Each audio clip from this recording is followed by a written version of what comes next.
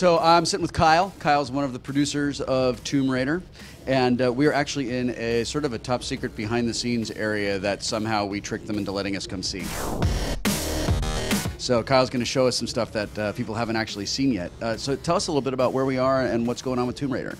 Yeah, we're following the story of a young origin Lara Croft. She's 21 years old on her first adventure. She's found herself shipwrecked on this island, and we've picked up about 40 minutes into the game.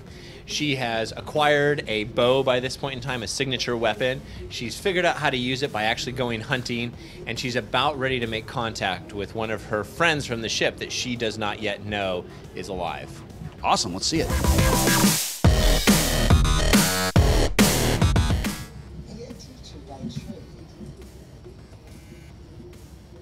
It's really impressive to me with the animation and the mocap. Like, you can tell in a cutscene that she clearly doesn't trust this guy. Yeah. I mean, it's just in her body language, yeah, and in her facial expressions.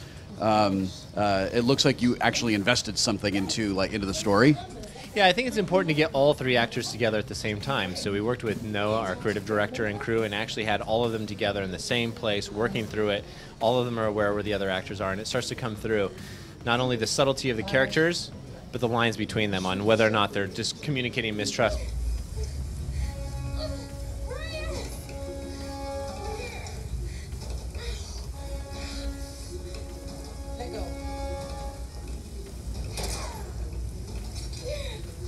This is a really good example of where I see games going, where games are more of a story-based experience where you're involved in a film that you can sort of like nudge things a little bit one way or another. Usually it's like, here's a thing that blows up and here's a thing that we do, but to actually get a sense of like what's going on here is really cool. Yeah, it's really been a blast to sit behind closed doors and show the game. We're showing off about 30 minutes of experience, highlighting a few key kills, allowing you to see her character arc in play.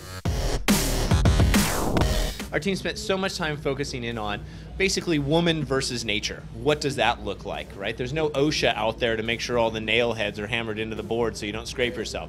She is forcing herself through this world, and she's suffering the consequences of those actions. You know, I kind of remember the very first Tomb Raider, where it was very clean and I was sort of running and being acrobatic and being a badass, but this seems like in tone that this is, it's a little bit darker, it's a little bit more threatening. Yeah, it's a hostile world, right? Like, she could think that everything's very clinical, and then when you go from the textbooks to the actual application of what does it mean to find a civilization, you realize that they're not excited to have friends, right? They're not looking for that, right?